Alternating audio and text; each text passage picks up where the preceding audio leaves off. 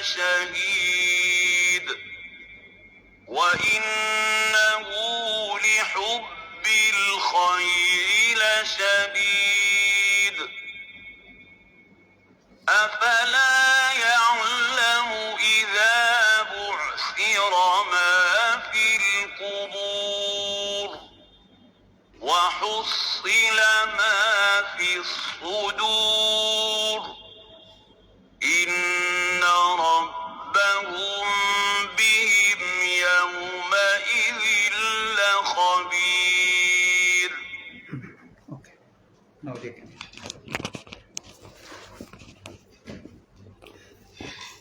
أعوذ بالله من الشيطان الرجيم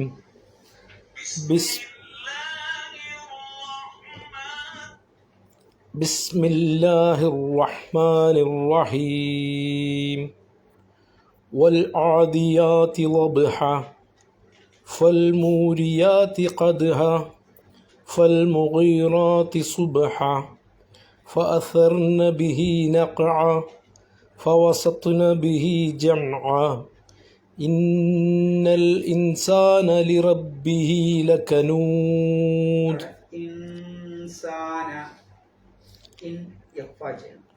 إن الإنسان لربه لكنود وإنه على ذلك لشهيد وإنه لحب الخير لشديد أفلا يعلم إذا بعثر ما في القبور وحصل ما في الصدور إن ربهم بهم يومئذ لخبير.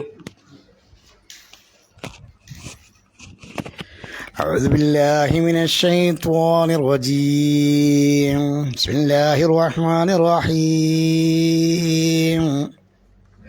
والعاديات ضبحا فالموريات قدحا فالمغيرات صبحا فأثرن به نقعا فوسطن به جمعا إن الإنسان لربه لكنود وإنه على ذلك لشهيد وإنه لحب الخير لشديد أفلا يعلم إذا بعثر ما في القبور وحصل ما في الصدور إن ربهم بهم يومئذ لخبير. റബ്ബഹും ബിഹിം യഖ്ഫ ചെയ്യണം. ഈമിന്റെ ശേഷം ബാവ് എന്ന് നമുക്ക് പറയാം. മാഫി ആദ്യം പറഞ്ഞോളാം. മാഫി കുബൂർന്നതാണ്. ഇവിടെ മാഫി കുബൂർ അപ്പലായാലും അവിടെ എന്താ ഓതി ശരിയായിരിക്കും. أفلا يعلم إذا بعثر ما في القبور മാഫിൽ ഖുബൂർ മാഫിൽ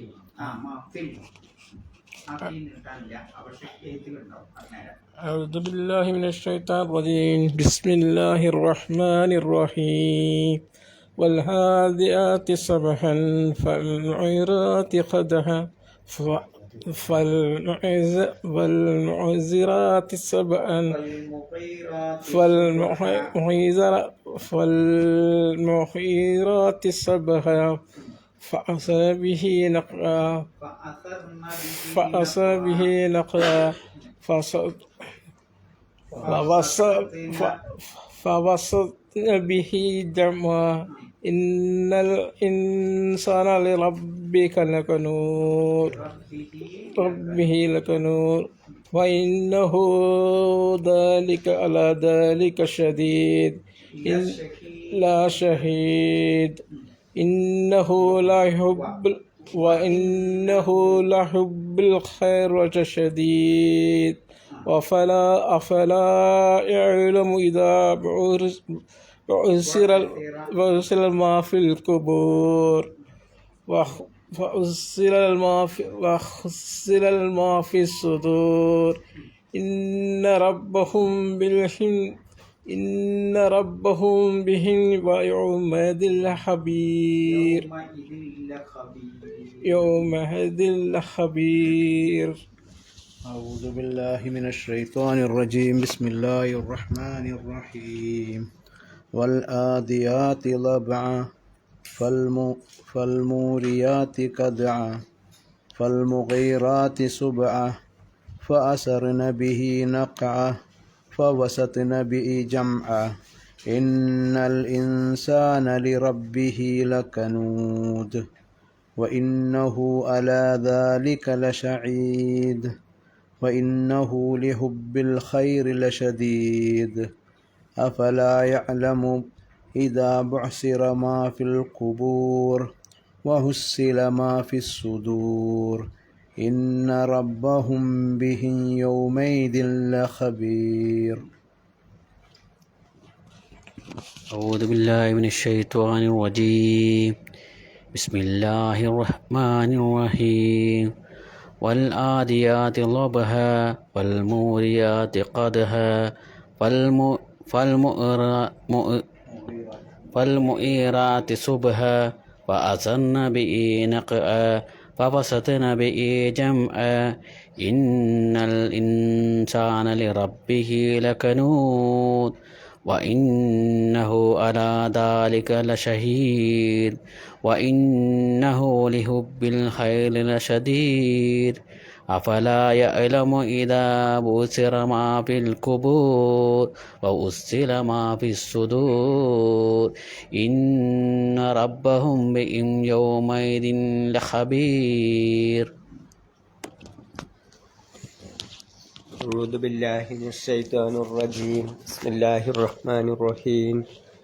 والعاديات ضبحا والموريات قدحا والمغيرات صبحا فأسرن به نقعا وفسطن به جمعا إن الإنسان لربه لكنود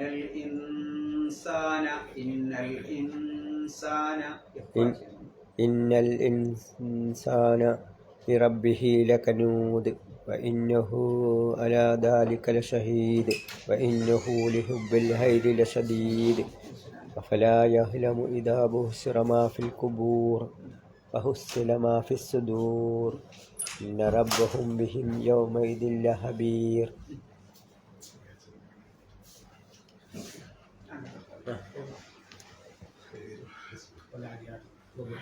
بسم الله الرحمن الرحيم. أعوذ بالله من الشيطان الرجيم. بسم الله الرحمن الرحيم. والعاديات ضبحا فالموريات قدحا فالمغيرات سبحا فأثرن به نقعا فوسطن به جمعا إن الإنسان لربه لكنود وإنه على ذلك لشهيد وإنه لحب الخير لشديد أفلا يعلم إذا بعثر ما في القبور وحصل ما في الصدور إن ربهم بهم يومئذ لخبير. خبير معنى خبير.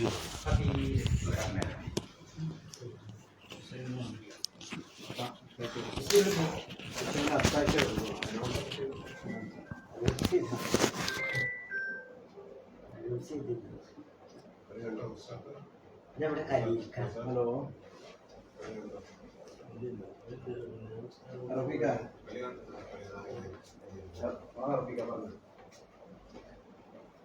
പറഞ്ഞ കേൾക്കുന്നുണ്ട്. ഓക്കെ, ഓരിയൽ നമ്മൾ ശ്രദ്ധിക്കാനുള്ളത് ഖദ് ഹ, അവിടെ തൻവീനിട്ട് എങ്ങനെ നോക്കിയാൽ നിങ്ങൾ ഖദ് ഹ ഇങ്ങനെയല്ലേ അല്ലേ? എന്നാ ജം എന്നില്ലെടുത്തോ ഇങ്ങനെയാണ്. എന്താ വ്യത്യാസം? ഇത്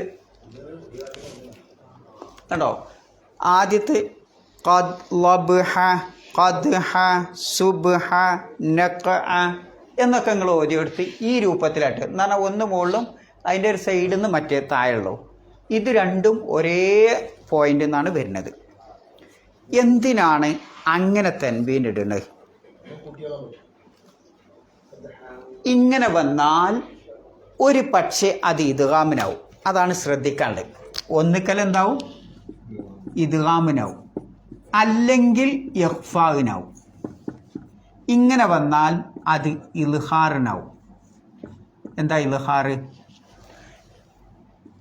എന്താ ഇൽഹാറും ഇദ്ഗാമും ഒക്കെ വ്യത്യാസം? ഇനി നിങ്ങൾ നോക്കിയോളൂ. ഒരാൾ കൂട്ടിയോതാ വൽ ആദിയ, നമ്മൾ ആദ്യം സാധാ പോലെ ഓതി വെക്കാം. വൽ ആദിയാതി ലബ്ഹ. ഹ എന്ന് നിങ്ങൾ വെച്ചില്ലേ, അത് എങ്ങനെയാണ് വെക്കുന്നത്? ലബ്ഹ. അവിടെ ശരിക്കും ലബ്ഹ എന്നല്ലേ ഉള്ളത്. എന്തുകൊണ്ടാണ് ഞങ്ങൾ ലബ്ഹ ഓതിയത്? ഈ രണ്ട് കാലില്ലേ, ഈ രണ്ട് കാല് ഹൻ ഓതിയപ്പം ഈ പിന്നെ ഇങ്ങനെ ഒന്ന് രണ്ട് ഇതില്ലേ, അതിനെ ഒന്നിനെടുത്തിട്ട് എന്ത് ചെയ്യും? ഇവിടേക്കിട് കൊണ്ടുവരും. ഇവിടെ ഇപ്പം ശരിക്ക് ഹൻ ഇങ്ങനെയാണ് എഴുതേണ്ടത് നമ്മൾ. ഹൻ അത് മതി. ഹൻ ആ എന്താണ് ഓതുമ്പോൾ എന്താക്കാണ്? ഒന്നിനെടുത്തിട്ട് ഇങ്ങനെ അങ്ങോട്ട് ആക്കുക. അപ്പം എന്താവും? ഹ ഹ. അതാണ് ആ ഓത്തിൽ വരുന്നത്. മനസ്സിലാകണ്ടെങ്കിൽ അതിൻ്റെ സൂത്രം ഹൻ എന്നാണ് അവിടെ ഉള്ളത് എഴുത്തിൽ. പിന്നെ ഇതിലുള്ളത് രണ്ട് തൻവീൻ നമ്മൾ ഉച്ചരിക്കേണ്ട എങ്ങനെ? ഹൻ, ഹിൻ, ഉൻ, വൻ, വിൻ, വുൻ, അങ്ങനെയാണല്ലോ തൻവീൻ വന്നാൽ. പക്ഷേ ഓത്തിൽ വഖഫ് ചെയ്യുമ്പം രണ്ട് തൻവീനിൽ ഒന്ന് എടുത്തിട്ട് എന്ത് ചെയ്യും? നമ്മൾ ഈ വായക്കൊക്കെ നാട്ടം കൊടുക്കണില്ലേ, ആ ചേക്കാട് കൊടുക്കും. എന്തിനാണ്? ഹൻ എന്ന് പറയുമ്പോൾ എന്താവും? അവിടെ ഒരു സഡൻ ഇതുണ്ടാവും. അപ്പം എന്തുണ്ടാവും? അപകടം ഉണ്ടാവും. അതില്ലാതിരിക്കാൻ വായക്ക് ഹൻ എന്ന് പറയുമ്പോൾ ഒറ്റ വീഴലാവും. അതില്ലാതിരിക്കാൻ ഇവിടെ നിന്ന് ഇങ്ങനെ ഒരു ഇതിനെടുത്തിട്ട് ഇവിടെ നാട്ട പോലെ കൊടുക്കും. അതാണ് നമ്മൾ ഹ, ഖദ്ഹ, ലബ്ഹ, സുബ്ഹ. സൂത്രം മനസ്സിലായ നിങ്ങൾക്ക്? അതാണ് അതിൻ്റെ ഇത്. ഇനി അങ്ങനെ നോക്കിയാണ് ഒന്നുകൂടി. വൽ ആദിയാതി ലബ്ഹ ഫൽ മൂരിയാതി ഖദ്ഹ ഫൽ മുഗീറാതി സുബ്ഹ ഫഅസർന ബിഹി നഖഅ ഫവസതന ബിഹി ജംഅ. കണ്ടില്ലേ, അവിടെയൊക്കെ ഇത് വരുന്നുണ്ട്. ഇനി മറ്റൊരോത്ത് എന്തിനാണ് ഇപ്പം ഇങ്ങനെ ഇട്ടതെന്ന് ഇപ്പം നമ്മൾ ആദ്യം പറഞ്ഞു. ഒന്ന് ഇഖ്ഫാ ചെയ്യാനോ അല്ലെങ്കിൽ ഇദ്ഗാം ചെയ്യാനോ, രണ്ടും ഒപ്പരം വന്നാൽ ഇൽഹാർ ചെയ്യാനോ. ഇനി രണ്ടും ഒപ്പരല്ലാതെ ആദ്യത്തോട് തന്നെ എങ്ങനെ വന്ന് ലബ്ഹ ഒപ്പരല്ല. അപ്പോൾ അവിടെ എന്ത് ചെയ്യണം? ഒന്നിക്ക് ഇഖ്ഫാ ഉണ്ടാവും അല്ലെങ്കിൽ ഇദ്ഗാം ഉണ്ടാവും. ഇവിടെ എന്താ ചെയ്യേണ്ടത്? ഇഖ്ഫാ ആണോ ഇദ്ഗാം ആണോ? ഏതാ ചെയ്യേണ്ടത്? അവിടെ ഇഖ്ഫ ആണ് ചെയ്യേണ്ടത്. അപ്പം എങ്ങനെ ഓതണം? വൽ ആദിയാതി ലബ്ഹൻ ഫൽ മൂരിയാതി ഖദ്ഹൻ ഫൽ മുഗീറാതി സുബ്ഹ. ഒരാൾക്ക് അങ്ങനെ ഓതാം. അപ്പം എങ്ങനെ ഓതണം? ലബ്ഹൻ ഫൽ മൂരിയാതി ഖദ്ഹൻ ഫൽ മുഗീറാതി സുബ്ഹ. അങ്ങനെ ഓതാം. നിങ്ങൾ സ്റ്റോപ്പ് ചെയ്യുമ്പോഴാണ് എന്ത് ചെയ്യണത്? വൽ ആദിയാതി ലബ്ഹ ഫൽ മൂരിയാതി ഖദ്ഹ ഫൽ മുഗീറാതി സുബ്ഹ. മറ്റൊരോത്ത് വൽ ആദിയാതി ലബ്ഹൻ ഫൽ മൂരിയാതി ഖദ്ഹൻ ഫൽ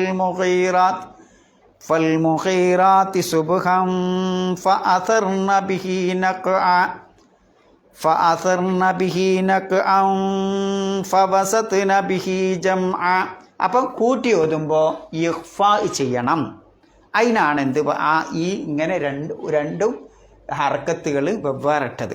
എന്നാൽ ഒപ്പരിട്ടതാണെങ്കിലോ ഇൽഹാറാണ് ചെയ്യേണ്ടത്. ഫവസത്ന ബിഹി ജംഅൻ ഇന്നാന്ന് പറയാൻ പാടില്ല. അവിടെ എന്താ ചെയ്യേണ്ടത്? ഇൽഹാർ ചെയ്യാനേ പറ്റുള്ളൂ. അപ്പം എങ്ങനെ ഓതണം? ഫവസത്ന ബിഹി ജംഅൻ ഇന്ന എന്ന് പറ. ജംഅൻ ആ നൂനിനെ അങ്ങോട്ട് വ്യക്താക്കിയാൽ മതി. അവിടെ മണിക്കാനോ ഇഖ്ഫാ ചെയ്യാനൊന്നും പോണ്ട.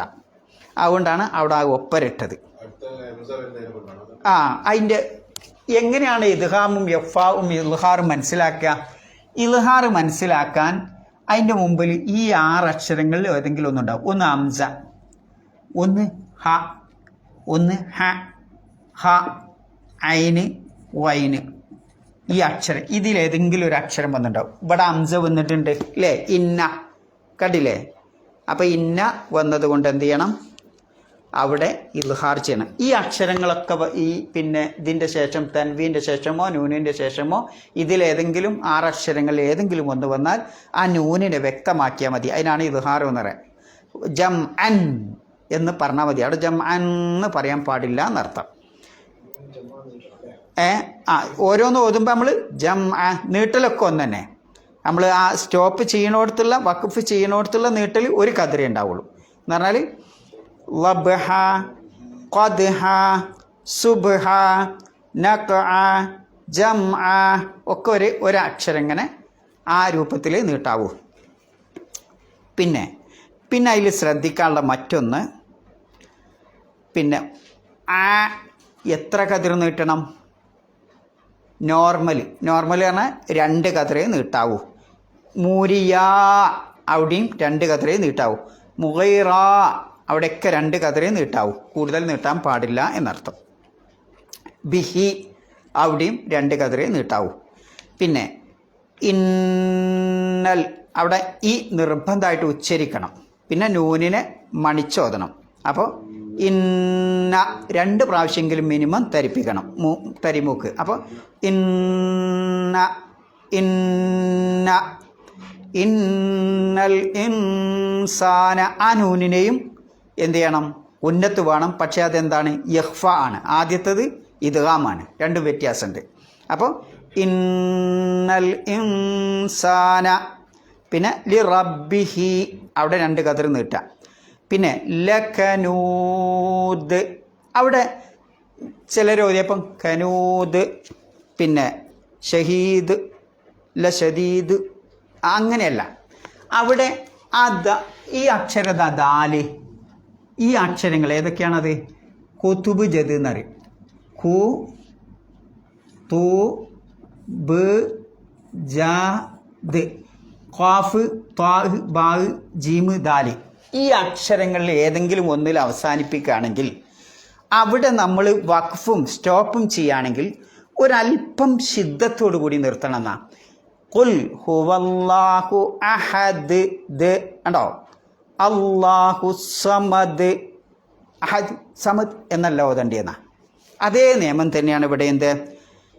ഇന്നൽ ഇൻസാന ലിറബ്ബിഹി ലകനൂദ് ദ് എന്ന് വ്യക്താക്കണം എന്നാ. ഒരു ശിദ്ദത്ത് ചെറിയൊരു ആ ദാലാണെന്ന് അറിയാൻ വേണ്ടിയിട്ടുള്ള ഒരു ശിദ്ദത്ത് വേണമെന്നാ. വ ഇന്നഹു അലാ ദാലിക ലശഹീദ്. പിന്നെ വ ഇന്നഹു ലിഹുബ്ബിൽ ഖൈരി ലശദീദ്. അഫലാ യഅലമു ഇദാ ബുഅസിറ മാ ഫിൽ ഖുബൂർ. അവിടെ മാഫി ഫീ ഇങ്ങനെ നീട്ടാണ്ടാവും അല്ലേ? ഫീമലൊരു യാ ഉണ്ട് അല്ലേ? ഫീ. പിന്നെ ഒരു അലിഫുണ്ട്. അൽ കുബൂറിൽ എന്തുണ്ട്? ഒരു അലിഫുണ്ട്. ഈ യാവിന് കൂട്ടി ഓതുമ്പോൾ ഈ യാവിന് ഉച്ചാരണം ഉണ്ടാവില്ല, ഈ അലിഫിന് ഉച്ചാരണം ഉണ്ടാവില്ല. 2 അങ്ങോട്ട് ക്യാൻസലാവും. ഈ ലാമിന് ഉച്ചരിക്കും. അപ്പോൾ ഫിൽ ഫിൽ. അവിടെ ഫീൽ എന്നൊന്നും ഓതാൻ പാണ്ട, ഫിൽ. അപ്പം എങ്ങനെ ഓതണ്ട്? അഫലാ യഅലമു ഇദാ ബുഅസിറ മാ ഫിൽ ഖുബൂർ വഹുസ്സില മാ ഫിസ്സുദൂർ. അവിടെ മാഫി ആ രൂപത്തിൽ തന്നെ. മാഫി നീട്ടാണ്ടാവും, പക്ഷെ എന്തില്ല, മാഫി നീട്ടേണ്ട ആവശ്യമില്ല കൂട്ടി ഓതുമ്പോൾ. മാ ഫിസ്സുദൂർ ഇന്ന റബ്ബഹും ബിഹിം. അവിടെ ആ മീമിൻ്റെ ശേഷം ബാവ് എന്ന് കണ്ടില്ല നിങ്ങൾ?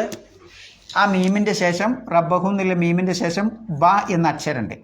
അങ്ങനെ വന്നാൽ അവിടെ നിയമം എന്താണെന്ന് വെച്ചാൽ യഹ്ഫ ആണ്. സാക്കിനായ മീമിൻ്റെ ശേഷം ബാ എന്ന അക്ഷരം വന്നാൽ എന്ത് ചെയ്യണം? യഹ്ഫ ഓടുകൂടി ഉച്ചരിക്കണം എന്നതാണ്. അപ്പോൾ ഇങ്ങനെ ഓതണം: റബ്ബഹും ബിഹിം, റബ്ബഹും ബിഹിം. ഇഹ്ഫ ആകുമ്പോൾ എന്തുണ്ടാവും? ആ മണിക്കലുണ്ടാവും. പിന്നെ യൗമ ഇതില്ല, യൗമ ഇതില്ല. അവിടെ ദിൻ എന്ന തൻവീനുണ്ട്, പിന്നെന്താണ്? ലാമാണ് വരുന്നത്. അപ്പോൾ അവിടെ എന്ത് ചെയ്യണം? പിന്നെ ഉന്നത്തുണ്ടാവില്ല, എന്തുണ്ടാവും? ഇദ്ഗാം ഉണ്ടാവും. പിന്നെ ഉന്നത്തില്ലാതെ മണിക്കാതെ ലയിപ്പിക്കലാണ് അവിടുത്തെ നിയമം. അപ്പോൾ എങ്ങനെ ഓതാം? യൗമ ഇതില്ല ഖബീർ. റ് നല്ല ഉച്ചരിക്കുക. ആദ്യത്തൊക്കെ നമ്മളെന്താ ഉച്ചരിച്ച്? റു അല്ലേ? മാഫിൽ ഖുബൂർ, മാഫിസുദൂർ. ഇവിടെ ലഖബീർ ര് എന്നാണ് ഉച്ചരിക്കണത്. മനസ്സിലായില്ലേ? ഞാൻ ഒന്നുകൂടി ഓതി വെക്കാം. വൽ ആദിയാത്തി ലബ്ഹ. ഓതി വെക്കാൻ.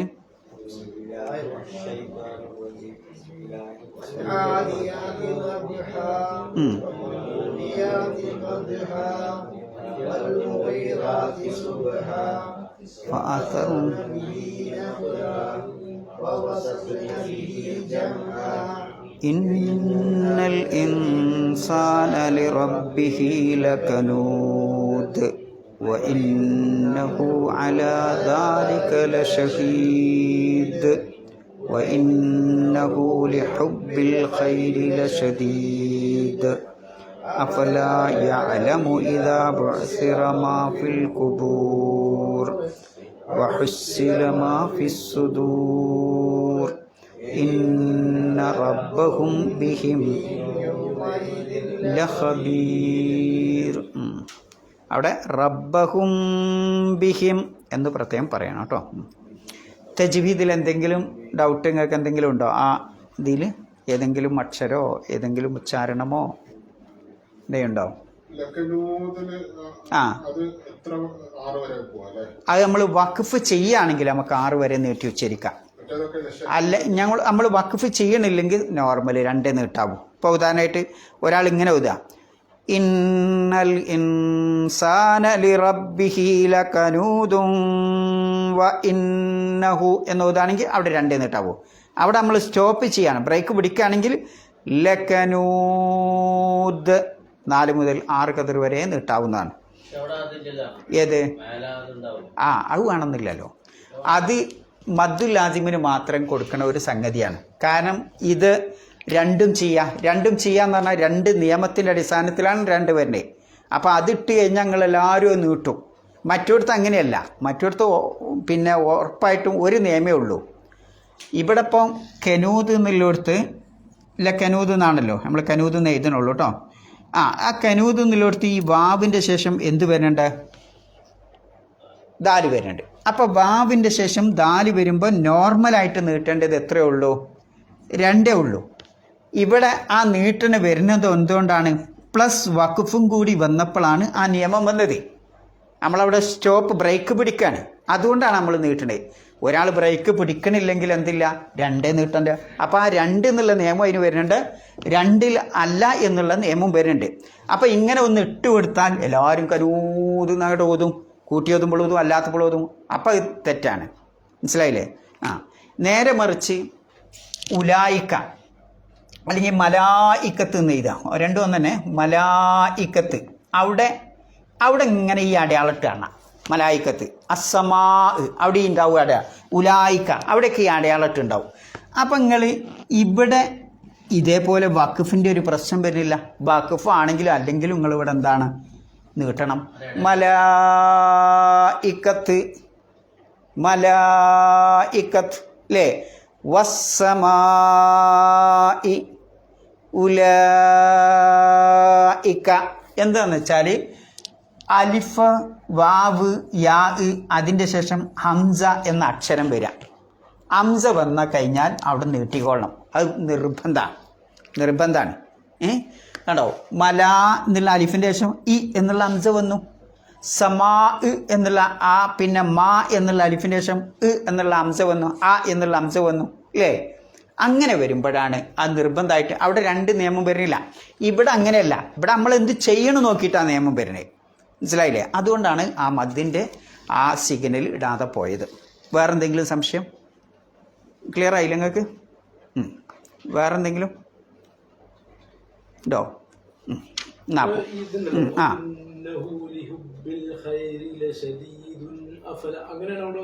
അങ്ങനെ ഓതാ. ആ, അവിടെ ഷദീദുൻ അവിടെ നൂനിനെ വ്യക്താക്കിയാൽ മതി, മണിക്കാൻ പോകരുത്. ആ, 2 ദുന്നിട്ടവും വ്യത്യാസം കണ്ടില്ല നിങ്ങളതിൽ? ആ, അതെ. ആ പിന്നെ എന്ന് പറഞ്ഞേക്കും, ജമ എന്ന് പറഞ്ഞേക്കും. ആ, അതേ അറിയിപ്പം. ഇവിടെ ഷഹീദുൻ എന്ന് പറഞ്ഞിട്ട് നമ്മൾ എന്ത് ചെയ്യണം? കൂട്ടിയോതാണെങ്കിൽ ല ഷഹീദും വ മണിച്ചോത. മറ്റൊരുത്ത് അങ്ങനെയല്ല. ലിഹുബ്ബിൽ ഖൈരി ലശദീദുൻ അഫല ലശദീദുൻ അഫല എന്ന് മാത്രം പറഞ്ഞാൽ മതി. അതുകൊണ്ടാണ് അങ്ങനെ ഹർക്കത്ത് ഒരു പിന്നെ ലൊമ്പ് പിന്നെ നമ്മൾ എന്തിട്ടത് കമഴ്ത്തിയിട്ടത്. ഒരു ലൊമ്പ് ഇങ്ങനെ രണ്ടും ഇട്ടാൽ ഇത് രണ്ടും ചെയ്യണം. ഒരു ലൊമ്പ് ഇങ്ങനെയും ഒരു ലൊമ്പ് കമഴ്ത്തി ഇട്ടാൽ എന്ത് ചെയ്യാൻ പാടില്ല, അവിടെ ഇൽഹാർ ചെയ്യാനേ പാടുള്ളൂ. അവിടെ എവിടെ അവിടെ ഒക്കെ വഖഫ് ചെയ്യുന്നിടത്തൊക്കെ 6 അലിഫ് വാവ് യാ ഈ അക്ഷരം വന്നിട്ട് ആണ് നമ്മൾ പിന്നെ അതിൻ്റെ ശേഷം ഒരു അക്ഷരം വന്നാൽ അവിടെയാണ് സ്റ്റോപ്പ് ചെയ്യണമെങ്കിൽ ആദ്യം നമ്മൾ തലയിൽ വരേണ്ടത് അലിഫ് വാവ് യാ ഇതിലൊരക്ഷരം അവസാനത്തെ അക്ഷരത്തിന് മുമ്പ് വരുന്നുണ്ടോ നോക്കുക. എന്നിട്ട് അത് വഖഫ് ചെയ്യണുണ്ടോ നോക്കുക. അങ്ങനെ വഖഫ് ചെയ്യണമുണ്ട് അലിഫും വാവും യാവും അതിലേതെങ്കിലും ഒന്ന് വന്നിട്ടുമുണ്ട് എങ്കിലാണ് നമ്മൾ എന്ത് ചെയ്യേണ്ടുള്ളൂ, നീട്ടേണ്ടി വരും. അതില്ലാത്തടത്തില്ല, അതില്ലാത്തടത്ത് ഉണ്ടാവില്ല. ഇവിടെയൊക്കെ വരുന്നുണ്ട്. ഷദീദ് അവിടെ യാവുണ്ട്, കുബൂർ അവിടെ വാവുണ്ട്, സുദൂർ അവിടെ വാവുണ്ട്, ഖബീർ അവിടെയുണ്ട് യാവ്. കണ്ടോ, അലിഫ് വാവ് യാവ് ഇതിലേതെങ്കിലും മൂന്നിലേതെങ്കിലും ഒരു അക്ഷരം വരണം. മദ്ദിൻ്റെ അക്ഷരം വരണം. മനസ്സിലായില്ലേ? വേറെന്തെങ്കിലും ഉണ്ടോ?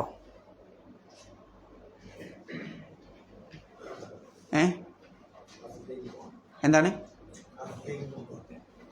ഓക്കെ, അർത്ഥം പറഞ്ഞോളി.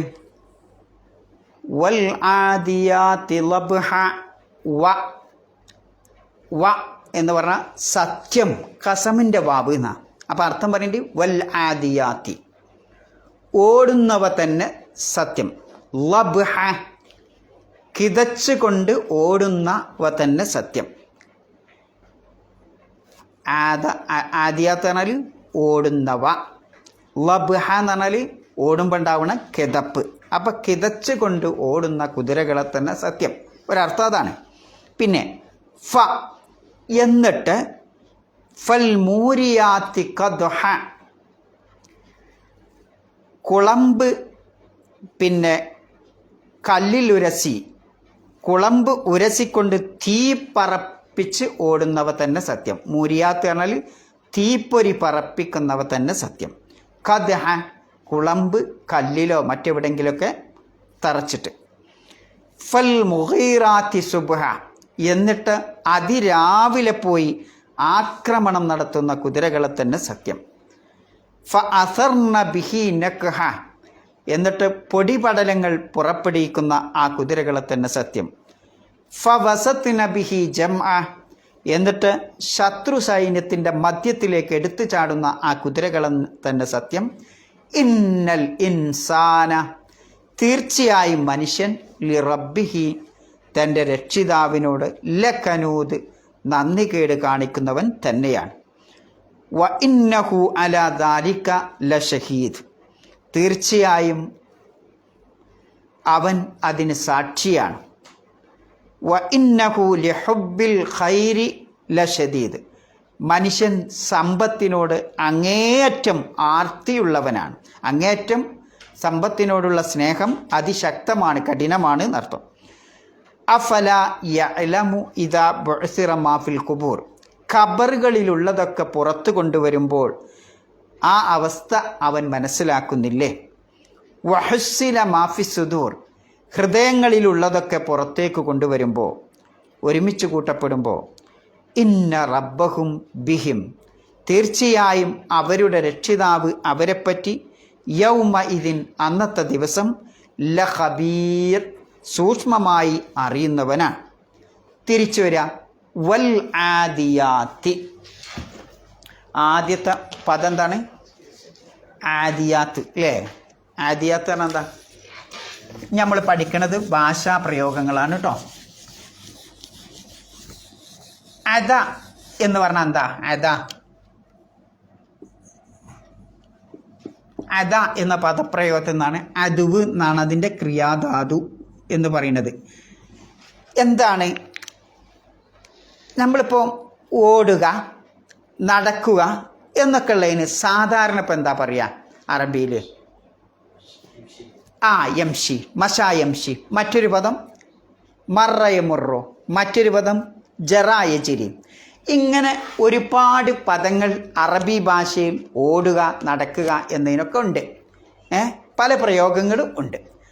അല്ലാഹു സുബ്ഹാനഹു വ തആല ഇവിടെ ഓടുക എന്നുള്ളതിന് ഉപയോഗിച്ചിട്ടുള്ള പദം അദാ യഅദു, അതിൽ നിന്നാണ് ആദിയാത്ത് എന്നുള്ള പദം ഉണ്ടാവുന്നത്. അദാ യഅദു അദു ആദിയാത്ത് എന്നൊക്കെ പറയുന്നത് സാധാരണ ഒരു ഓട്ടമല്ല. അതിലെന്തൊക്കെ ഉണ്ടെന്ന് വെച്ചാൽ കാല് സ്പീഡിലെടുത്ത് വെക്കും. കുതിര ഓടുന്നുണ്ട്. ഞങ്ങൾ അന്ന് ബാബനെ കണ്ടു നോക്കി. കുതിര ഓടുന്ന ആരെയും കണ്ടോ? ഉണ്ടോ? അതൊന്ന് വീഡിയോയിൽ കണ്ടാലും മതി. അതിൻ്റെ ഓട്ടത്തിൻ്റെ പ്രത്യേകം വെക്കുകണ്ടേ. നമ്മൾ കാലിന് വെക്കണേക്കല്ല, നീട്ടിയട് വെക്കും.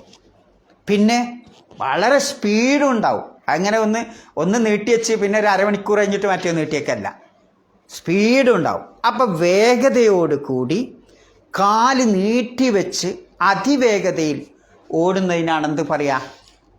ആദിയാത്ത് എന്ന് പറയാം. അങ്ങനെ ഓടുന്ന കുതിരകളെ തന്നെ സത്യം ഒരർത്ഥം.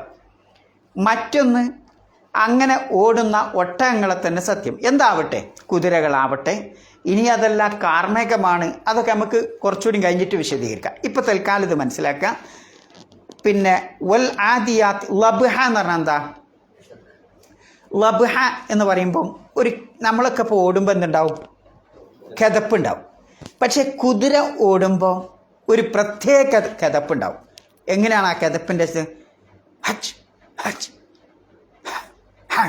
എന്ന് പറഞ്ഞ ഒരു ശബ്ദം ഇങ്ങനെ പുറത്തേക്ക് വരുന്ന. എന്നാൽ ഒട്ടകം ഓടുമ്പം ആ ശബ്ദം ഉണ്ടാവില്ല. പക്ഷെ അത് ഒട്ടകം ഓടുമ്പോഴും കുതിര ഓടുമ്പോഴും ശ്വാസം പെട്ടെന്ന് പെട്ടെന്ന് പെട്ടെന്ന് പുറത്തേക്ക് എടുക്കുന്നുണ്ടാവും. പക്ഷെ ഒരു ശബ്ദം ഉണ്ടാവും. എന്തുണ്ടാകുന്നത്? കുതിര ഓടുമ്പം ശബ്ദം ഉണ്ടാവും. ഒട്ടകം ഓടുമ്പം ആ ശബ്ദം ഉണ്ടാവില്ല. ഹ ഹ ഹൈ എന്നാണ് അതിന് അറബി പറയുക, അല്ലേ? ഹം ഹമത്ത് എന്നാണ് ആ പദത്തിന് ഉപയോഗിക്കുക. കുതിര ഉണ്ടാക്കണ ആ അതിശക്തമായി ഓടുമ്പോൾ ആ വരുന്ന ശബ്ദത്തിന് ഹം ഹമത്ത് എന്നാണ് പറയാറുള്ളത്. ആ ശബ്ദമുണ്ടാക്കിക്കൊണ്ടാണ് കുതിര ഓടുന്നത്. ആ ശബ്ദത്തിൻ്റെ തീവ്രത എത്രയുണ്ടോ അത്രയും സ്പീഡ് ഉണ്ടാവും ഓട്ടത്തിന്. അപ്പം വൽ ആദിയാത്തി ലബ്ഹ. ഇപ്പം ഞാനുങ്ങളൊക്കെ ഓടുമ്പം എന്താ ശബ്ദം ഉണ്ടാവുക? ശ്വാസം ഇങ്ങനെ വലിക്കണം ഇതാക്കണം, ആ ശബ്ദം ഉണ്ടാവും, അല്ലേ? നിങ്ങൾ സ്വന്തം ഉണ്ടാക്കി വെക്കുക, ആ ശബ്ദം ഉണ്ടാവും. പക്ഷേ കുതിര പ്രത്യേകം വേറെ ശബ്ദം തന്നെ ഉണ്ടാക്കുന്ന. അപ്പോൾ ആ ശബ്ദത്തിനനുസരിച്ചാണ് അതിൻ്റെ സ്പീഡ് കണക്കാക്കുന്നത്. അപ്പോൾ അങ്ങനെയുള്ള ആ ശബ്ദം പിന്നെ ആ അടിത്തട്ടിൽ നിന്ന് ഇങ്ങോട്ട് വരുന്നതാവും എന്നുള്ളതാണ്. അപ്പോൾ അത്രയും സ്പീഡിൽ ശബ്ദമുണ്ടാക്കിക്കൊണ്ട് കതച്ചുകൊണ്ട് ഓടുന്ന കുതിരകളെ തന്നെ സത്യം. ഒന്നത്. പിന്നെ അടുത്ത പദം എന്താ? അടുത്തെന്താണ്? ഫൽ മൂരിയാത്തി. ഫ എന്നിട്ട് മൂരിയാത്ത്. ഫ എന്ന് പറഞ്ഞാൽ അവിടെ അത്ഫന്നെയാണ്. അങ്ങനെ ഓടുകയും എന്നിട്ട് എന്ന് പറഞ്ഞാൽ ആ ഓടുന്നതോടൊപ്പം തന്നെ എന്തുണ്ട്? മൂരിയാത്ത്. ഔറ എന്ന് പറഞ്ഞാൽ എന്താ? തീ ഉണ്ടാക്കുക എന്നാ. ഔറ എന്ന് പറയുന്ന പദത്തിൻ്റെ അർത്ഥം ഔറ എന്ന പദത്തിൽ നിന്നാണ് അത് ഉണ്ടാവുന്നത്. ഔറ എന്ന് പറഞ്ഞാൽ തീ ഉണ്ടാക്കുക. കദഹ എന്ന് പറഞ്ഞാലോ? കദഹ എന്ന് പറഞ്ഞാലും തീ ആണ്. അപ്പോൾ ശക്തമായി ഓടുമ്പോൾ ഒരു സ്ഥലത്ത് ഇപ്പോൾ രണ്ട് കല്ലിങ്ങോട്ട് പിന്നെ ശക്തമായിട്ട് കൂട്ടിമുട്ടുമ്പോൾ എന്താ ഉണ്ടാവുക? സ്പാർക്ക് ഉണ്ടാവും, അല്ലേ? ഒരു തീപ്പൊരി ഇങ്ങനെ പറക്കും, അല്ലേ? ഒരു ഷറർ എന്ന് പറയും, ഒരു തീപ്പൊരി ഉണ്ടാവും. അപ്പം ഇതേപോലെ ഇതിൻ്റെ കുളമ്പടി എന്തിലെങ്കിലും പിന്നെ കല്ലിലോ അല്ലെങ്കിൽ ഉറച്ച സ്ഥലത്തൊക്കെ ഇങ്ങനെ കൂട്ടിമുട്ടിയിട്ട് എന്തുണ്ടാവും? പോണ ഭാഗത്തൊരു തീപ്പൊരി ഉണ്ടാവും. എന്നാൽ അത്ര ശക്തിയിലാണ് അത് പിന്നെ ഓടുന്നത് എന്ന് കാണിക്കാനാണ് ഫൽ മൂരിയാത്തി കദ്ഹ. അപ്പം കുളമ്പുകൾ നിലത്ത് തട്ടി തീപ്പൊരി പറപ്പിച്ചുകൊണ്ട് ഓടുന്ന കുതിരകളെ തന്നെ സത്യം. അതാണ് ഫൽ മൂരിയാത്തി കദ്ഹ. പിന്നെ പറയുന്നത് എന്താ? ഫ എന്നിട്ട് ഫൽ മുഗീറാത്തി. അഗാറ എന്ന് പറഞ്ഞ പദത്തിൻ്റെ അർത്ഥം എന്താ? അഗാറ എന്ന് പറഞ്ഞാൽ ആക്രമണം നടത്തുക എന്നാ. യുദ്ധത്തിലൊക്കെ നമ്മൾ ഒരാളെ അറ്റാക്ക് ചെയ്യണില്ലേ, അല്ലേ? അങ്ങനെ ആക്രമണം നടത്തുന്നതിനാണ് എന്താ പറയുക? അഗാറ. അതിനുള്ള പദപ്രയോഗമാണ് ഇത്. ഫൽ മുഗീറാത്തി. ആക്രമണം നടത്തുന്നവ തന്നെ സത്യം. സുബ്ഹ. അതും ഏത് സമയത്താണ്? അതിരാവിലെ ആക്രമണം നടത്തുന്ന കുതിരകളെ തന്നെ സത്യം. എന്തിനാണ് അതിരാവിലെ ആക്രമണം നടത്തുന്ന കുതിര എന്ന് പറയുന്നത്? എന്തിനാണ് അതിരാവിലെ ആക്രമണം നടത്തുന്നത്? എന്താ? ഊർജം. പിന്നെ അത് ഒരാളെ ഫൈറ്റ് ചെയ്യുമ്പം പരസ്യമായിട്ട് ഫൈറ്റ് ചെയ്യുക. അയാൾ കടന്നുറങ്ങുമ്പോൾ പോയിട്ട് അയാളെ കൊന്നുപോരല്ല. മനസ്സിലാണ്ട് നിങ്ങൾക്ക്? അത് ഒരു ഭീരുത്വത്തിൻ്റെ അടയാളമാണ്. ഇപ്പം ഞാൻ നിങ്ങളൊക്കെ ഫ്ലാറ്റിൽ ഇങ്ങനെ കടന്നുറങ്ങുമ്പോൾ ബോംബിടുക എന്ന് പറഞ്ഞ് അതിപ്പോൾ ആർക്കും കഴിഞ്ഞൂടെ? ഏത് പോലീസുകാരനും കഴിഞ്ഞൂടെ? നേരിട്ടിട്ടിട്ട് പരസ്യമായിട്ട് രാവിലെ ആകുമ്പോൾ എന്തുണ്ടാവും? എല്ലാവരും ഉണർന്നിട്ടുണ്ടാവും. ഇനി മറ്റൊരർത്ഥം, ഖാന നബി സല്ലല്ലാഹു അലൈഹി വസല്ലം ലാ യുഗീറു അലാ ഖൗമിൻ ബില്ലൈൽ. പ്രവാചകൻ സല്ലല്ലാഹു അലൈഹി വസല്ലം ആ യുദ്ധത്തിന് വേണ്ടി പുറപ്പെടുമ്പോൾ, യുദ്ധസന്നാഹങ്ങളും ആ സംഘത്തെ കൊണ്ടുപോകുമ്പോൾ, സൈന്യത്തെ കൊണ്ടുപോകുമ്പം രാത്രി പോയിട്ടൊരു സൈന്യത്തെയും ആക്രമിക്കാറുണ്ടായിരുന്നില്ല.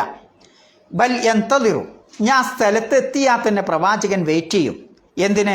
ഫഇദ അസ്ബഹ, അങ്ങനെ നേരം പുലർന്നാൽ, വ ഇൻ സമിഅ അദാനൻ, ബാങ്കലി ശബ്ദം കേട്ടാൽ, ബാങ്കിൻ്റെ ശബ്ദം കേട്ടാൽ, കഫ, നബി അവിടെ നിർത്തും യുദ്ധം. വ ഇല്ല അഹാറ, ബാങ്കുലി ശബ്ദം കേട്ടിട്ടില്ലെങ്കിൽ ആ സമയത്ത് പോയി ആക്രമിക്കും എന്നുള്ളതാണ്. അപ്പോൾ അതിരാവിലെയാണ് പ്രവാചകൻ സല്ലല്ലാഹു അലൈഹി വസല്ലമ ഏതൊരു കാര്യം ചെയ്യാറുണ്ടായിരുന്നത് എന്ന് ആ ഹദീസിൽ നിന്ന് നമുക്ക് മനസ്സിലാക്കാൻ പറ്റും. അതേപോലെ മറ്റൊരു ഇതിൽ കാണാം, ഫഹറജ്ന ഇല ഖൈബറ, നബി സല്ലല്ലാഹു അലൈഹി വസല്ലമയും സഹാബത്തും ഖൈബറിലേക്ക് പുറപ്പെട്ടു. ഫന്തഹൈന ഇലൈഹിം, അങ്ങനെ ഖൈബർ നിവാസികളുടെ അടുത്തെത്തി. ലൈലൻ, രാത്രിയാണ് എത്തിയത്. ഫലമ്മ അസ്ബഹ, അങ്ങനെ നേരം പുലർന്നപ്പോൾ, വലം യസ്മ അദാനൻ, പ്രവാചകൻ ബാങ്ക് കേട്ടില്ല. റക്കിബ വറക്കിബ്തു ഖൽഫ അബി തുൽഹ, ഞാനും നബി സല്ലല്ലാഹു അലൈഹി വസല്ലം വാഹനപ്പുറത്ത് കയറി, ഞാനും അബൂ തുൽഹ എന്ന് പറയുന്ന സഹാബിയുടെ കൂടെ. ആരാണ് ഞാൻ എന്ന് പറയുന്നത്? അനസ് ബിൻ മാലിക് റളിയല്ലാഹു അൻഹു വാഹനപ്പുറത്ത് കയറി. വ ഇന്ന ഖദമീല തമസ്സു ഖദമൻ നബി സല്ലല്ലാഹു അലൈഹി വസല്ലം, എൻ്റെ കാൽപാദം ആ പ്രവാചകൻ്റെ കാൽപാദത്തോട് ഇങ്ങനെ മുട്ടുന്നുണ്ട് എന്നാണ്. നമ്മൾ തൊട്ടടുത്ത് ഇങ്ങനെ വാഹനം പോകുന്നു എന്നർത്ഥം, ആ കുതിരകൾ പോകുന്നു. കാല, എന്നിട്ട് സഹാബി പറയാണ്, ഫഹറജു ഇലൈന ബി മക്കാത്തിലിഹിം വ മസാഹിഹിം, അവരുടെ സ്ഥലത്ത് പോയി ഞങ്ങൾ വന്നിറങ്ങി. ഫലമ്മ റഅു നബിയ സല്ലല്ലാഹു അലൈഹി വസല്ലം, ആ കൂട്ടർ, ആ യുദ്ധക്കളത്തിൽ നിന്ന് ശത്രുക്കളായ ആളുകൾ പ്രവാചകനെ കണ്ടപ്പോൾ, കാലു, അവർ പറഞ്ഞു, മുഹമ്മദുൻ വല്ലാ, മുഹമ്മദും വൽ ഖമീസ്, മുഹമ്മദും സൈന്യവും അതാ വന്നിരിക്കുന്നു.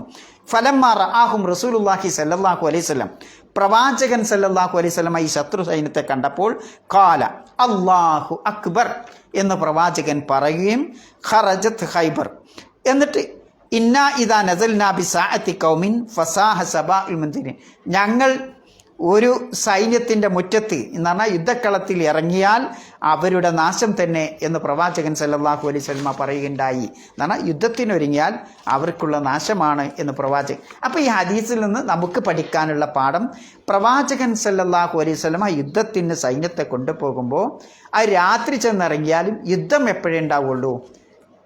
പിന്നെ സുബഹി സമയത്താണ് ഉണ്ടാകുക എന്നുള്ളത്. അതിന് ചില ആളുകൾ പറയുന്നുണ്ട്, സുബി സമയത്ത് ആക്രമണം നടത്തുമ്പോൾ അന്ന് അവരുടെ സ്വഭാവമൊക്കെ അവർ ചിലപ്പോൾ ഇങ്ങനെ ഒരു മയക്കത്തിലാവും. അപ്പോൾ രാവിലെ തന്നെ ആക്രമണം നടത്താൻ വന്നെന്ന് പറയുമ്പം ഒരു മടിയന്മാരാവും, ചിലപ്പോൾ യുദ്ധത്തിന് വരൂല. പിന്നെ ആ മടിയും പിടിച്ച് ഇങ്ങനെ താപാനായിട്ട് അവിടെ ഇങ്ങനെ ഇരിക്കണ ഒരു സ്വഭാവം പിന്നെ ശത്രുക്കൾക്കുണ്ടാവാറുണ്ടായിരുന്നു. അപ്പോൾ ഇതിൽ നിന്ന് നമുക്ക് പഠിക്കാനുള്ള ഒരു പാഠം ഒന്നുകൂടി തിരിച്ചു വരാം. വൽ ആദിയാത്തി ലബ്ഹ, കിതച്ചുകൊണ്ട് ഓടുന്ന കുതിരകളെ തന്നെ സത്യം. എന്നിട്ട് ഫൽ മൂരിയാത്തി ഖദ്ഹ, കുളമ്പടി ശബ്ദം, ആ കുളമ്പിൻ്റെ ആ ശബ്ദം കൊണ്ട് തീപ്പൊരി പറപ്പിച്ചുകൊണ്ട് ഓടുന്ന ആ കുതിരകളെ തന്നെ സത്യം. പിന്നെന്താണ്? ഫൽ മുഗൈറാത്തി സുബ്ഹ, അതിരാവിലെ സുബഹി സമയത്ത് ആക്രമണം നടത്തുന്ന ആ കുതിരകളെ തന്നെ സത്യം. പിന്നെ അടുത്തെന്താണ്? ഫഅഥർന ബിഹി നഖഅ, എന്നിട്ട് നഖഅ എന്ന് പറയുന്നത് എന്താണ്? പൊടിപടലം. നമ്മൾ ഈ ഉബാർ തുറാബ് എന്നൊക്കെ പറയില്ലേ, നമ്മളിപ്പോൾ പിന്നെ പൊടിക്കാറ്റൊക്കെ ഉണ്ടാകുമ്പം അന്തരീക്ഷത്തിലൊക്കെ ഉണ്ടാവുന്ന പൊടിയില്ലേ, ആ രൂപത്തിലുള്ള പൊടിപടലത്തിനാണ് എന്ത് പറയാ നക്ക. അപ്പോൾ യുദ്ധക്കളത്തിൽ യുദ്ധത്തിൻ്റെ ശക്തി കാണിക്കാനാണ് എന്ത് പറയുന്നത്, നല്ല ആക്രമണം നടത്തുമ്പോൾ എന്തുണ്ടാവും, നല്ലൊരു ഫുട്ബോൾ ഗ്രൗണ്ടിൽ നിങ്ങൾ ഇറങ്ങി പോയാൽ എന്തുണ്ടാവും, അടക്കി പൊടിക്കാരം അവിടെ ചുറ്റും അല്ലേ, ആ ഓട്ടത്തിൻ്റെ ശക്തി കൊണ്ട്. ഇതേപോലെ യുദ്ധക്കളത്തിൽ എന്തുണ്ടാവും, അടക്കി പൊടിക്കാരം. അതാണ് ഫഅസർ നബിഹിനക്ക, പൊടിപടലങ്ങൾ പുറപ്പെടുവിച്ച് കൊണ്ട് പിന്നെ യുദ്ധം ചെയ്യുന്ന ആ കുതിരകളെ തന്നെ സത്യം. എന്നിട്ട് ആ കുതിരകളുടെ മറ്റൊരു സ്വഭാവം ഫവസത്തിന ബിഹി ജംഅ കുതിരനൊക്കെ സത്യം ചെയ്യുക പറയുന്നത്. ആ ശരി, നമ്മൾ അള്ളാഹിനെ കുറിച്ചാണ് സത്യം ചെയ്യാറുണ്ട്. ഇതാരാ സത്യം ചെയ്തത്? ആ അതാണ് നമുക്ക് വേറൊന്ന് പഠിക്കാനുള്ളത്. ആരാ ഇത് സത്യം ചെയ്യണത്? അള്ളാഹ്. മനുഷ്യരായ സൃഷ്ടിജാലങ്ങളായ നമുക്ക് അള്ളാഹുവിനെ അല്ലാതെ മറ്റൊരാളോട് സത്യം ചെയ്യാൻ പാടില്ല. മനസ്സിലാവുണ്ടോ? മനുഷ്യരായ അള്ളാഹുവിൻ്റെ സൃഷ്ടിജാലങ്ങളായ ഒരാൾക്ക് മറ്റൊരു സൃഷ്ടിയെ പിടിച്ച് സത്യം ചെയ്യാൻ പാടില്ല. ഇപ്പം ഇന്നാലിന്ന വലിയാണ് സത്യം എന്ന് നമുക്ക് സത്യം ചെയ്യാൻ പാടില്ല. അല്ലെങ്കിൽ ഇന്നന്ന പൂജാരിയാണ് സത്യം, അല്ലെങ്കിൽ ഇന്നന്ന ആളാണ് സത്യം. അള്ളാഹുവോ അള്ളാഹുവിൻ്റെ കലാം, ഖുർആൻ എന്ന് പറഞ്ഞാൽ അള്ളാഹുവിൻ്റെ കലാമാണ്. അത്തരം ഇത് പിടിച്ചുകൊണ്ട് എന്ത് ചെയ്യാം, സത്യം ചെയ്യാം. അള്ളാഹു അല്ലെങ്കിൽ അള്ളാഹുവിൻ്റെ കലാം ഇത് പിടിച്ചുകൊണ്ട് സത്യം ചെയ്യാം.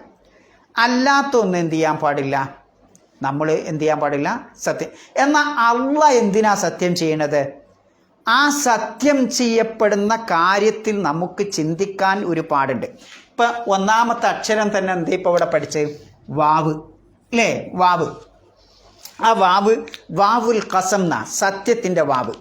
അപ്പം അള്ളാഹു സത്യം ചെയ്ത് പറയണത് ഇവിടെ കുതിരകളാണ് എന്നൊരർത്ഥം, പല അർത്ഥങ്ങളുണ്ട്. ഇവിടെ കുതിരകളാണ് എന്ന് വെക്കാം. അപ്പം ആ കുതിര എന്ന അള്ളാഹുവിൻ്റെ സൃഷ്ടിജാലത്തെപ്പറ്റി നമ്മോട് ചിന്തിക്കാനാണത്. അത് ചിന്തിക്കുമ്പോൾ നമുക്കതിലൊരുപാട് പാഠങ്ങളുണ്ട്. നമ്മളെപ്പോലുള്ള അള്ളാഹുവിൻ്റെ മറ്റൊരു സൃഷ്ടിയാണ് ഈ കുതിര. ആ കുതിര വൽ അസുർ എന്ന് അള്ളാഹു തആല സത്യം ചെയ്ത് പറയുന്നുണ്ട്. എന്താ? അസർ സമയം, അല്ലെങ്കിൽ കാലം തന്നെ, അല്ലെങ്കിൽ മനുഷ്യൻ്റെ ആയുസ് തന്നെ, ഒക്കെ അർത്ഥമുണ്ട്. അപ്പം മനുഷ്യൻ്റെ ഈ ആയുസ് അല്ലെങ്കിൽ കാലം, സമയം, ആ സമയത്തെപ്പറ്റി അള്ളാഹു സത്യം ചെയ്ത് പറയുമ്പോൾ ആ സമയത്തെപ്പറ്റി നമ്മളോട് ചിന്തിക്കാനാണ് ആ സത്യം ചെയ്ത് പറയുന്നത്. എന്താണ് ഇപ്പം നിങ്ങളുടെ ആയുസ്, അല്ലെങ്കിൽ സമയം, ടൈം എന്ന് പറയുന്നത് എന്താ, അതിലെന്താ ഇപ്പം നമുക്ക് പഠിക്കാനുള്ളത്, അതിനെപ്പറ്റി ചിന്തിക്കാനാണ് അള്ളാഹു സത്യം ചെയ്ത് പറയുന്നത്. അതേ പ്രകാരം തന്നെയാണ് ഇവിടെ എന്തുള്ളത്, ആദിയാത്ത്, പിന്നെ കുതിരകളെ പിടിച്ചിട്ടോ അല്ലെങ്കിൽ മറ്റേതെങ്കിലും സൃഷ്ടിജാലങ്ങളെ പിടിച്ചിട്ടോ അള്ളാഹു തആല സത്യം ചെയ്ത് പറയുമ്പോൾ അതിൽ ഒരുപാട് ചിന്തിക്കാനുണ്ട് എന്നുള്ളത്. പിന്നെ വല്ലുഹ വല്ലൈലി ഇദാ സജ, ഇങ്ങനെയുള്ള ലുഹാ സമയത്തെ വിളിച്ച് പറയുന്നുണ്ട്, രാത്രിനെ പറ്റി പറയുന്നുണ്ട് അല്ലേ. ലുഹ എന്നൊക്കെ പറയണ സമയം പിടിച്ച് നമ്മളത് ശരിക്കും നമുക്ക് മനസ്സിലാവുക, നന്നായി നമുക്ക് സമയത്തെപ്പറ്റി, സൂര്യൻ്റെ ആ സഞ്ചാരത്തെപ്പറ്റി, സൂര്യൻ ഒരു പ്രത്യേകം അളവിലെത്തുമ്പോൾ ആ മനുഷ്യൻ്റെ ശരീരത്തിലുണ്ടാകുന്ന മാറ്റത്തെപ്പറ്റിയൊക്കെ ശാസ്ത്രീയമായി ഒരുപാട് പഠനങ്ങൾ ഇന്ന് നടക്കുന്നുണ്ട് അല്ലേ. എന്തിനാ നമ്മളോട് ലുഹുർ സമയത്തും ലുഹാ സമയത്തൊക്കെ നിസ്കരിക്കാൻ വേണ്ടി പറയണത്? അതിലൊക്കെ ഒരുപാട് കാര്യങ്ങൾ ഇന്ന് ശാസ്ത്രീയമായി തെളിയിച്ചിട്ടുണ്ട്. എന്ന് പറഞ്ഞാൽ നിങ്ങൾക്കൊക്കെ ഒരു 11 മണിയാകുമ്പോൾ ഒരു പ്രത്യേകം എത്ര തിന്നാലും ആ സമയത്തൊരു വിശപ്പ്, ഒരു ക്ഷീണമൊക്കെ വരാറുണ്ടോ? ശ്രദ്ധിച്ചു? ഒരു 11 അതിൻ്റെ ഇടയിൽ നിങ്ങൾക്ക് ഒരു ക്ഷീണം എന്തോ വരൂലേ, ഉണ്ടാവും. എന്താ ഉണ്ടാണത്? നിങ്ങൾ ഭക്ഷണം കഴിക്കാനിട്ടൊന്നുമല്ല, നിങ്ങൾ കഴിച്ചില്ലെങ്കിലും ഉണ്ടാവും, കഴിച്ചാലും ഉണ്ടാവും. എന്താണത്? അതും സൂര്യനും തമ്മിലുള്ള മനുഷ്യൻ്റെ ശരീരവും തമ്മിൽ വളരെ ബന്ധമുണ്ട്. അപ്പോൾ ആ സമയത്ത് ചിലപ്പം മനുഷ്യൻ്റെ തലച്ചോറ്, അങ്ങനെ മനുഷ്യൻ്റെ മറ്റ് ശരീരം, അവൻ്റെ രക്തത്തിൻ്റെ ഓട്ടം, ഇതൊക്കെ മാറ്റം വരുന്നുണ്ട് എന്നാ. അപ്പോൾ അല്ലാഹു തആല ഓരോ നമസ്കാര സമയം ആ പിന്നെ നിശ്ചയിച്ചതിലൊക്കെ ഒരുപാട്, പക്ഷേ എന്നെ സംബന്ധിച്ചിടത്തോളം നിങ്ങൾക്ക് പറഞ്ഞറിയിക്കാൻ കഴിയില്ല, അത്ര ശാസ്ത്രീയമായിട്ടുള്ള അറിവെനിക്കില്ല. അത് അറിവുള്ള ഒരാൾക്ക് എന്തുകൊണ്ടാണ് അപ്പം ഈ സമയം അള്ളാഹു നിസ്കരിക്കാൻ കൽപ്പിച്ചു? വലിയ യുക്തി ഉണ്ടാവുകയില്ല, നമുക്കറിയില്ല. ഒരു പക്ഷേ വലിയൊരു വിപത്തിൽ നിന്ന് നമ്മൾ രക്ഷപ്പെട്ടതുപോലെ ആയിരിക്കും ചിലപ്പോൾ ആ സമയം അങ്ങോട്ട് രക്ഷപ്പെടേണ്ടത്. അങ്ങനെയൊക്കെ ഉണ്ടാവും അല്ലേ. അപ്പം ആ സമയവും മനുഷ്യൻ്റെ ശരീരത്തിലെ മാറ്റങ്ങളും ഒരുപാട് നടക്കേണ്ട സമയത്തൊക്കെ അതുകൊണ്ട് തന്നെയാണ് ആ സമയത്തെ പറ്റിയൊക്കെ അല്ലാഹു തആല എന്ത് ചെയ്യണത്, പിന്നെ സത്യം ചെയ്തു പറയാം. അപ്പം അത് പഠിക്കണ ഒരാൾക്ക്, ഒരു സയൻറ്റിസ്റ്റിനാണ് ശരിക്കും അത് ഉൾക്കൊള്ളാൻ കഴിയുക.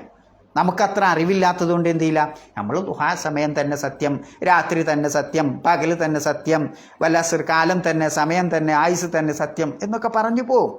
പക്ഷേ അതിൻ്റെ പിന്നാമ്പുറത്ത് ആ കാലത്തെപ്പറ്റി പഠിക്കുമ്പോൾ, സമയത്തെപ്പറ്റി പഠിക്കുമ്പോൾ, വ്യത്യസ്ത സമയങ്ങളിൽ ഓരോ ടൈമിനെപ്പറ്റി ഇങ്ങനെ പഠിക്കുമ്പോൾ ആ സൂര്യൻ അതിങ്ങനെ മുട്ടാതെ വലിയ ഈ പ്രപഞ്ചം നശിക്കാതൊക്കെ നമ്മൾ രക്ഷപ്പെടുന്ന ഓരോരോ രംഗങ്ങളുണ്ട്. അതൊക്കെ പഠിക്കുമ്പോഴേ മനസ്സിലാവുള്ളൂ അല്ലേ. ഒരു സാധനം ഇങ്ങനെ കറങ്ങുമ്പോൾ അത് അതിൻ്റെ അടുത്തോടെ എത്തുമ്പോൾ കൂട്ടി മുട്ടിയില്ല അല്ലേ. അങ്ങനെയൊക്കെ പോണ പല കറക്കത്തിൽ തന്നെ സൂര്യൻ്റെ കറക്കം, ആ ഭൂമിയുടെ കറക്കം തന്നെ വ്യത്യാസമുണ്ടല്ലോ. എല്ലായിടത്തും ഒരേ ഇതിലാണ് കറങ്ങണത് അല്ല അല്ലേ. ചിലയിടത്തൊരു സ്പീഡ്, അവിടെ കഴിഞ്ഞാൽ പിന്നെ സ്പീഡ് കുറവുണ്ട് അല്ലേ. അപ്പം അതൊക്കെ നോക്കി നിങ്ങൾ, അതിലൊക്കെ നമുക്ക് പഠിക്കാൻ ഒരുപാടുണ്ട്. അതുകൊണ്ടാണ് അള്ളാഹു സുബ്ഹാനഹു വ തആല ഒക്കെ ഞങ്ങൾക്കൊരു ഗൈഡ് തരാൻ, നിങ്ങൾ സ്വന്തം സെർച്ച് ചെയ്ത് പഠിച്ചു നോക്കുക. അപ്പോഴേ നമുക്ക് അതിൻ്റെ വില മനസ്സിലാക്കാൻ സാധിക്കുള്ളൂ. അപ്പോൾ ഇവിടുന്ന് ഇപ്പം നമ്മൾ പോയത് അല്ലേ. അപ്പം സത്യം ചെയ്ത് അല്ലാഹു തആല ഒരു കാര്യത്തെപ്പറ്റി സത്യം ചെയ്ത് വിളിച്ച് സത്യം ചെയ്ത് പറയുന്നുണ്ടെങ്കിൽ ആ കാര്യത്തെപ്പറ്റി നമുക്ക് നമ്മുടെ മരണം വരെ ചിന്തിച്ചാലും പഠിച്ചാലും കഴിയാത്ത വലിയ പാഠങ്ങൾ അതിലുണ്ടാവും. അപ്പം ഈ കുതിര എന്ന ജീവിയെപ്പറ്റി പഠിക്കാൻ, അല്ലെങ്കിൽ ജന്തുജാലങ്ങളെപ്പറ്റി പഠിക്കാനാണ് അല്ലാഹു സുബ്ഹാനഹു വ തആല അതിലൂടെ.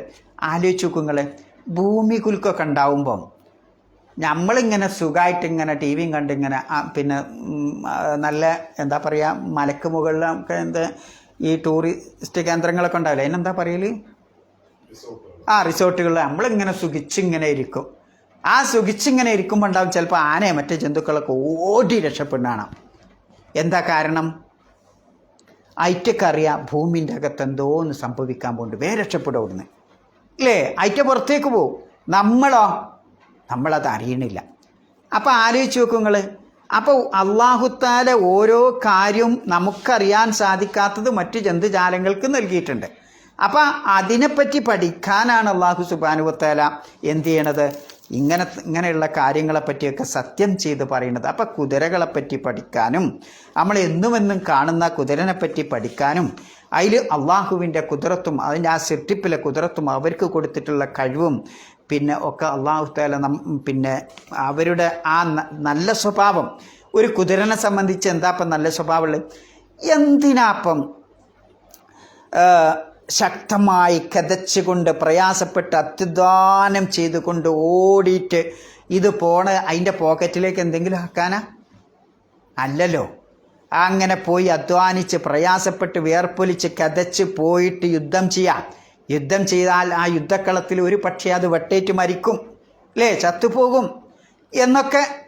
എന്നിട്ടും അത് പിന്നെ താഴ്വാനായിട്ട് എനിക്കാവൂല എന്ന് പേടിച്ചുകൊണ്ട് അല്ലെങ്കിൽ മടിയനായിട്ട് അത് പിന്നോട്ട് വലിയണില്ല, അത് മുന്നോട്ട് തന്നെ പോവുകയാണ്. വീണ്ടും അതിനൊരു വെട്ട് അതിൻ്റെ കാലിന് കിട്ടിയ പിന്നെയും അത് നിൽക്കണില്ല, വീണ്ടും അത് മുന്നോട്ട് തന്നെ പോവാണ്. അപ്പം ആ കുതിരൻ്റെ സ്വഭാവം അത് പഠിക്കാനാണ് അല്ലാഹു ആ കുതിരനെ പറ്റി പഠിപ്പിക്കുന്നത്. ഇങ്ങനെയൊക്കെ വെട്ടും കുത്തും ഏറ്റ് അതിൻ്റെ ചോരയൊക്കെ ഒലിച്ച് അതിൻ്റെ കായും കാലിനുമൊക്കെ വെട്ടും പരിക്കുകളൊക്കെ പറ്റിയിട്ടും ആ യജമാനൻ പറഞ്ഞെടുത്തേക്ക് വീണ്ടും പോവാണ്. എന്താ ഇപ്പം യജമാനൻ ഇതിന് കൊടുത്തത്? എന്താ ഇപ്പം യജമാനൻ ഇതിന് കൊടുത്തത്? ഒരു നേരത്തെ പുല്ല് കൊടുക്കും, ഭക്ഷണം കൊടുക്കും അല്ലേ, ഒരിത്തിരി വെള്ളം കൊടുക്കും. വേറെ എന്തെങ്കിലും അതിന് കൊടുക്കുന്നുണ്ടോ? വേറെ വസ്തു ഒരു ആലയും കെട്ടി കൊടുക്കുന്നു കൂട്ടാ അല്ലേ, ഒരു ചെറിയ താമസ സ്ഥലം, ഒരു കൂര ഉണ്ടാക്കി കൊടുക്കും, ഒരു പുല്ലും കൊടുക്കും, ഒരു വെള്ളം കൊടുക്കും. ഇതാണ് ഇപ്പം യജമാൻ്റെ അടുത്ത് നിന്ന് കിട്ടണത്. ഈ കിട്ടണതിനാണ് ഈ കുത്തും ചവിട്ടും അതേപോലെ കിതപ്പും വിയർപ്പും. ആ യജമാനൻ പറഞ്ഞു കൊടുത്തേക്ക് എത്ര വലിയ ആക്രമണമായാലും എന്ത് തന്നെ ഏൽക്കേണ്ടി വന്നാലും മരണം വരെ വരിക്കേണ്ടി വന്നാലും ആ കുതിര മുന്നോട്ട് പോകണം. നോക്കൂ, ആ യജമാനനോടുള്ള ആ ഒരു സ്നേഹമാണ്, ആ യജമാനനെ തൃപ്തിപ്പെടുത്താനാണ്. എന്നാൽ മനുഷ്യ ഇഞ്ഞെത്ര താഴ്വാന, ഇതൊരു പേടിയുള്ള സ്ഥലത്തൊക്കെയാണ് മുന്നോട്ട് പോവുക ഇല്ല, ഓൻ പിന്നോട്ടടിക്കും അല്ലേ. പിന്നെ സുബഹി നേരത്തെ നിസ്കാരം എന്ന് പറഞ്ഞാൽ ഇന്നെക്കൊണ്ടല്ലേ ആ നേരത്തൊക്കെ എണീച്ച് കാട്ടും. മടിയനാ മനുഷ്യൻ അല്ലേ, മടിയനാണ് മനുഷ്യൻ, എണീക്കൂല മനുഷ്യൻ, താഴ്വാനാണ് മനുഷ്യൻ, ഓന് ക്ഷീണിതനാണ് അല്ലേ. ഒന്ന് തഹജ്ജുദ് നമസ്കരിക്കാൻ റബ്ബിന് കൊടുക്കേണ്ട അവകാശമാകുന്ന ഇബാദത്ത് ആ തഹജ്ജുദ് ഒന്ന് കൊടുത്താൽ റബ്ബിനെ തൃപ്തിപ്പെടുത്താൻ മടിയനാ മനുഷ്യൻ. എന്നാൽ ഈ കുതിര ആലോചിച്ച് നോക്കുമ്പോൾ സമയമില്ല. ഏത് രാത്രിയിലും എണീറ്റ് യജമാനം പറഞ്ഞു കൊടുത്ത് പോവും. എന്താ ഇപ്പം ഈ കുതിരക്ക് കിട്ടണ അതിൻ്റെ ബാങ്ക് അക്കൗണ്ട് കൂടുണ്ടോ? ഇല്ല. മറിച്ച് ആ കുതിരക്ക് കിട്ടുന്ന അതിൻ്റെ വള്ളേക്ക് വരുന്ന ഒരു പുല്ല്, ഭക്ഷണം, അതിന് കുടിക്കാനുള്ളൊരു വെള്ളം ഏറിയാ പതേ കിട്ടണുള്ളൂ. എന്നിട്ടാണ് ആ ജന്തുവിന്, ആ കുതിരയാവട്ടെ ഒട്ടകമാവട്ടെ മറ്റ് നാക്കാലികളാവട്ടെ, ആ നാക്കാലികൾ മനുഷ്യനോട് കാണിക്കുന്ന ഈ ഹബ്ബ്, ഈ താല്പര്യം, അതുപോലും മനുഷ്യരെ നിങ്ങൾക്ക് അള്ളാഹുവിനോടില്ലല്ലോ. അതുകൊണ്ടാണ് ഇന്നൽ ഇൻസാന ലിറബ്ബിഹി ലകനൂദ്, മനുഷ്യൻ ഇത്ര നന്ദി കെട്ടവനാണ് എന്ന് പറയാനുള്ള കാരണം. അതാണ് ഇന്ന് പഠിക്കാനുള്ള ഒന്നാമത്തെ പാഠം എന്ന് പറഞ്ഞാൽ, മനുഷ്യൻ ഇത്രയൊക്കെ ഈ കുതിരക്ക് വയറ് നൽകിയതും ആമാശയം നൽകിയതും ശരീരം നൽകിയതും അതിൻ്റെ തൊലികൾ നൽകിയതും അതിൻ്റെ കണ്ണ് നൽകിയതും തലച്ചോറ് നൽകിയതും അതിൻ്റെ ആരോഗ്യം നൽകിയതും ഒക്കെ അള്ളാഹുവാണ്. അതേപോലെ മനുഷ്യരായ നിങ്ങൾക്കും ആരോഗ്യവും വയറും ബുദ്ധിയും കണ്ണും കാതും ചെവിയും ചിന്തയും ബുദ്ധിയും ഒക്കെ നൽകിയതും അള്ളാഹുവാണ്. അതൊക്കെ നൽകിയത് അള്ളാഹുവായിരിക്കെ ഈ ജന്തുക്കൾ നിങ്ങളോട് കാണിക്കുന്ന, ഈ നാക്കാലികൾ നിങ്ങളോട് കാണിക്കുന്ന ഒരു ആ തൃപ്തിയാക്കലുണ്ടല്ലോ, അത് നിങ്ങൾക്ക് അള്ളാഹുവിനോട് ഇല്ലല്ലോ മനുഷ്യരെ. അതുകൊണ്ടാണ് ഇന്നൽ ഇൻസാന ലിറബ്ബിഹി ലകനൂദ്, മനുഷ്യൻ രക്ഷിതാവിനോട് എത്രമാത്രം, മനുഷ്യവർഗം രക്ഷിതാവിനോട് അങ്ങേയറ്റം നന്ദി കെട്ടവനാണ്. കാനിത് എന്നല്ല പറഞ്ഞ്, കനൂദ് എന്ന, അങ്ങേയറ്റം നന്ദികേട് കാണിക്കുന്നവനാണ് മനുഷ്യൻ എന്നുള്ളതാണ്. അപ്പോൾ ഇന്നൽ ഇൻസാന, മനുഷ്യൻ എന്നല്ല പറഞ്ഞ്, മനുഷ്യവർഗം എന്നാണ്. അപ്പം മനുഷ്യവർഗത്തിൽ തന്നെ രണ്ട് വിഭാഗമുണ്ടാവും. അള്ളാഹ്ക്ക് നന്ദി കാണിക്കുന്നവരുണ്ടാവും, ഇവിടെ ഉദ്ദേശിക്കുന്നത് അള്ളാഹുവിൻ്റെ ഹിദായത്ത് ലഭിക്കാത്ത ആ മനുഷ്യവർഗത്തെ പറ്റിയാണ് ഇവിടെ പറയുന്നത്, നന്ദികേട് കാണിക്കുന്നവനാണ് എന്നുള്ളത്. ഇനി കനൂദ് എന്ന് പറയുന്നത് എന്താ മനുഷ്യൻ കാണിക്കണ നന്ദികേട് എന്ന് പറയുന്നത്? ഒന്ന് പങ്കെടുത്തോ, 5 മിനിറ്റുള്ളൂ, അങ്ങനെയാണെങ്കിൽ നമുക്ക് സ്റ്റോപ്പ് ചെയ്യാം. പിന്നെ ഒന്ന്, മനുഷ്യന് അള്ളാഹുത്താല ഒരുപാട് അനുഗ്രഹം നൽകിയിട്ടുണ്ട്. ആ അനുഗ്രഹങ്ങൾക്ക് നന്ദികേട് കാണിക്കുന്നവനാണ് പിന്നെ ആര്? മനുഷ്യവർഗം എന്നുള്ള. 2, അള്ളാൻ്റെ റിസ്ക്, അള്ളാൻ്റെ ഭക്ഷണവും അള്ളാഹുവിൻ്റെ വായും അള്ളാഹുവിൻ്റെ വെള്ളവും, ഇങ്ങനെ അള്ളാഹുവിൻ്റെ അനുഗ്രഹങ്ങൾ ആസ്വദിച്ചു കൊണ്ടാണ് ഓരോ ദിവസവും അവൻ്റെ ജീവൻ നിലനിർത്തുന്നത്. പക്ഷേ ഇതൊന്നും ചിന്തിക്കാതെ ഏതെങ്കിലും ഒരു കാലെവിടെയും വെച്ചെത്തുമ്പോഴോ, അല്ലെങ്കിൽ ഏതെങ്കിലും വീടിൻ്റെ ഒരു ഓരം മുറിഞ്ഞു വീഴുമ്പോഴോ, അല്ലെങ്കിൽ ചെറിയൊരു അപകടം ഉണ്ടാകുമ്പോഴോ അത് മാത്രം പറഞ്ഞടക്കും മനുഷ്യൻ അല്ലേ? എന്തെങ്കിലും ഒരു അപകടം, ഒരു മുസീബത്ത് വരുമ്പം അതിൽ മാത്രം ശ്രദ്ധിക്കും. അതിൻ്റെ അപ്പുറത്ത് എത്രമാത്രം അനുഗ്രഹങ്ങൾ കിട്ടിന് അതോ എടുത്തു പറയില്ല. ഇതാണ് മനുഷ്യൻ്റെ ഒരു സ്വഭാവം എന്നാണ്.